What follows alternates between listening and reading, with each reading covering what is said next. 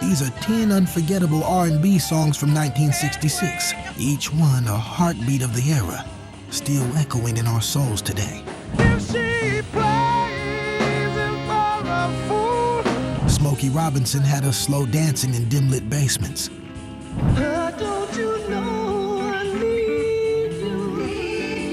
Wilson Pickett brought that gritty Alabama fire to every jukebox. Do all the things I told you in the midnight hour. Number 10, Cool Jerk by the Capitals. The dance craze that refused to sit still.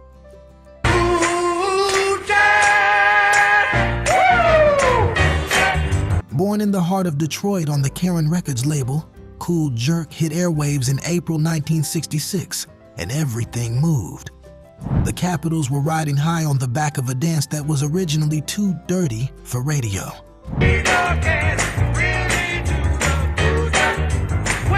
They cleaned it up, kept the funk, and gave the world a groove that bounced from skating rinks to street corners. The Funk Brothers, Motown's secret weapon, played the backing track, giving it that irresistible snap.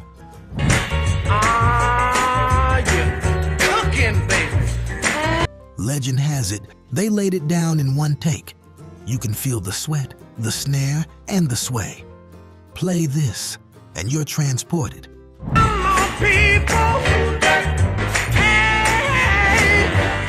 Bell bottoms, flashing lights, and a circle of kids clapping as someone breaks out the jerk. It wasn't just a song, it was a move, a mood, a moment.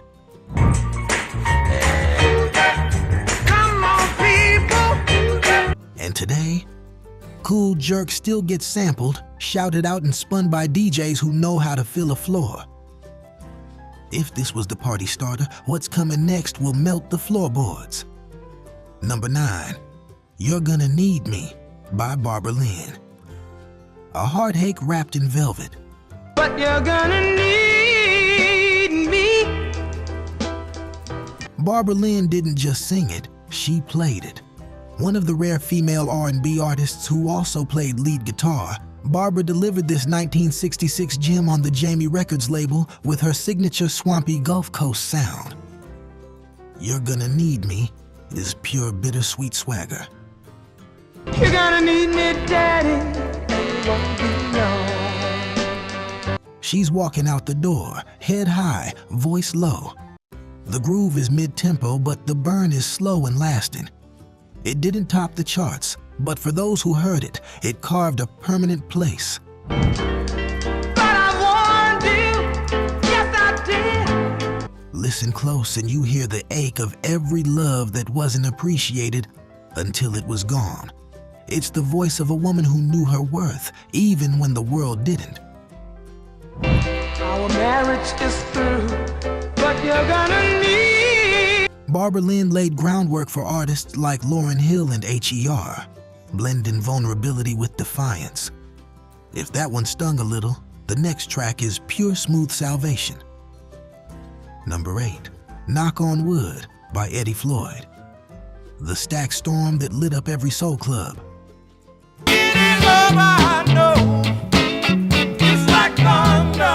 Released in the fall of 1966 on Stax Records, Knock on Wood came out of a lightning storm, literally.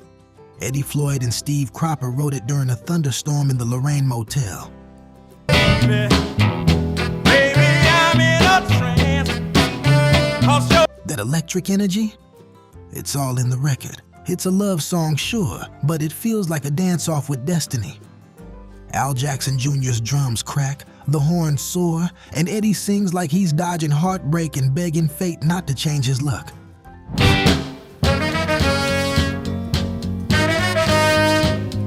The song climbed to number 1 on the R&B charts and crossed over big time. It became the anthem of superstition, passion, and holding on tight. Close your eyes and you're at a soul club in '66. I better knock on wood. The lights low, the bass line thumping, everybody knocking on wood just in case. But if this was lightning, what comes next is a slow-burning fire. Number 7, Ain't That Peculiar by Marvin Gaye. the smoothest heartbreak ever pressed to vinyl.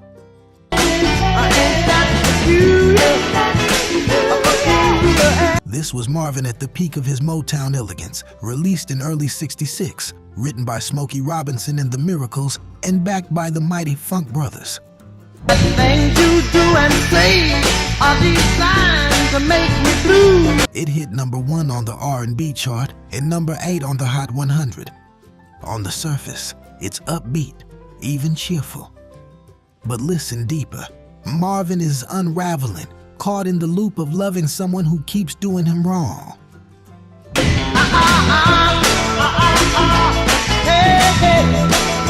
It's classic gay. Cool delivery masking deep emotion. You can almost smell the Sunday barbecue. Hear it spinning on the hi-fi as grown folks two-stepped in the living room. But unlike a child, my tears don't help me to get my... What makes it unforgettable isn't just the melody, it's the honesty. The blend of groove and grief became a blueprint for future soul. And trust me, if Marvin made heartbreak danceable, the next track takes you straight to the Church of Soul. Number 6, When a Man Loves a Woman by Percy Sledge. The ultimate soul ballad, born from real pain.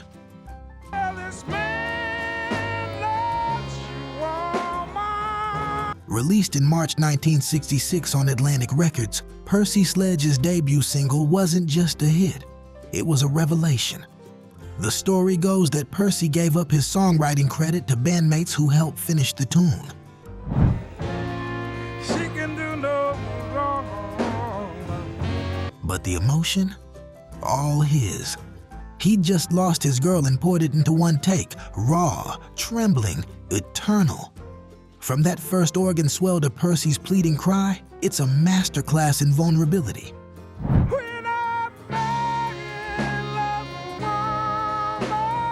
It topped both the R&B and pop charts, and it's still considered one of the greatest soul ballads of all time. Dim the lights, cue the vinyl crackle, and it's 1966 again. Young lovers slow dancing, holding on like the world might end.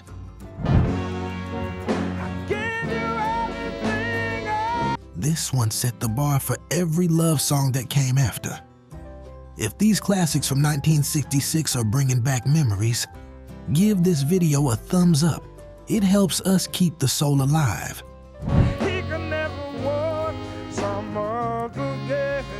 And stick around. We've still got 5 more timeless tracks to come, including a Motown anthem you already know by heart.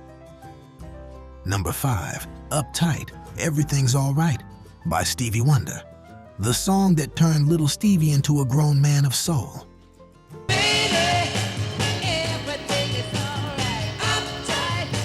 At just 15, Stevie Wonder had already seen stardom, but by 1966, he needed a comeback, and Uptight was it.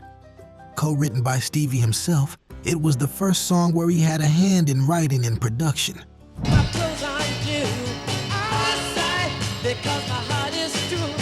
Released by Tamla, a Motown label, it burst out with horns, energy, and a rhythm that wouldn't quit. This wasn't the harmonica prodigy anymore. This was a young man with something to say.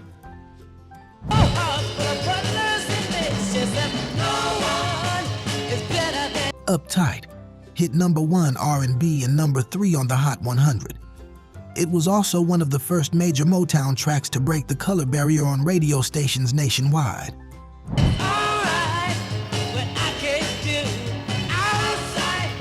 This was hope in a bottle. You can feel the city streets, the optimism, the teenage swagger of a kid becoming a legend.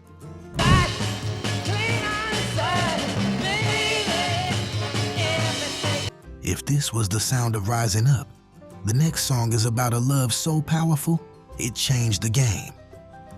Number 4, Land of 1,000 Dances by Wilson Pickett. The call and response earthquake from Muscle Shoals.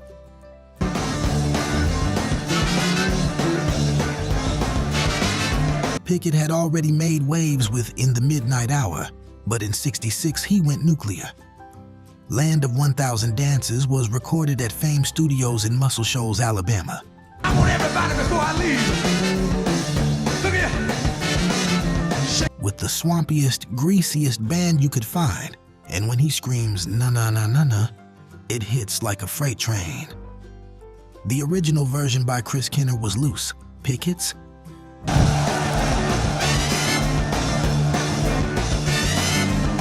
It's a workout, a war cry, a soul sermon. Released on Atlantic, it hit #1 R&B and #6 on the Hot 100. DJs loved it. Dancers lived for it. If you got it, let me see. Come on. You weren't just listening. You were doing the pony, the jerk, the alligator. Every dance move you knew got summoned. This one shook the walls. But now, let's take it back to tenderness. Number 3, Take Me for a Little While by Patti LaBelle and the Bluebells' Vulnerability wrapped in heavenly harmony.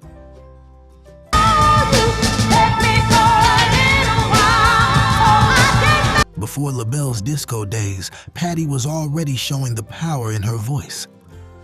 Take Me for a Little While came out in 1966 and didn't chart high, but that doesn't tell the story.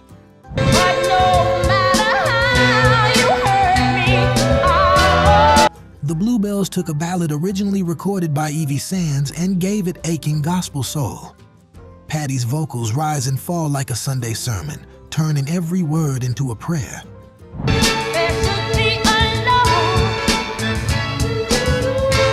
It's the sound of waiting by the phone, heart in hand, hoping he shows up.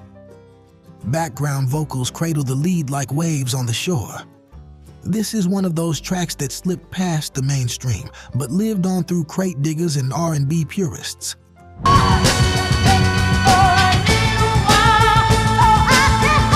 And from one hidden treasure, we go to a crossover classic that burned down every chart it touched. Number 2, Tell It Like It Is by Aaron Neville. The voice that floated like smoke in a New Orleans night. Tell it like it is. Released on the Tiny Parlo label, this ballad almost didn't make it out of Louisiana. But when Aaron Neville opened his mouth, time stopped. I'm nothing to play with it. Girl, you better find yourself. That vibrato, so fragile, so piercing, turned Tell It Like It Is into a classic. Tell it like it is. I wanna leave. The song hit #1 R&B and #2 on the pop chart in late '66, and it wasn't flashy, just pure, honest soul. No tricks, no gimmicks. This was Front Porch Soul.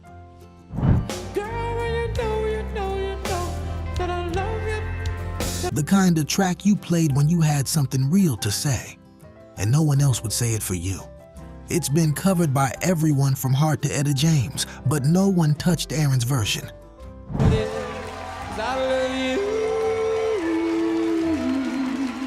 And if you thought that was powerful, what's coming at #1 is a Motown masterwork that defined the year.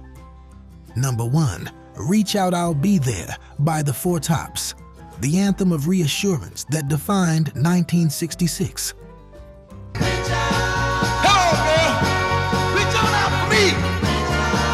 From the opening flute line to Levi Stubbs' anguished shout, Reach Out I'll Be There, is Motown perfection.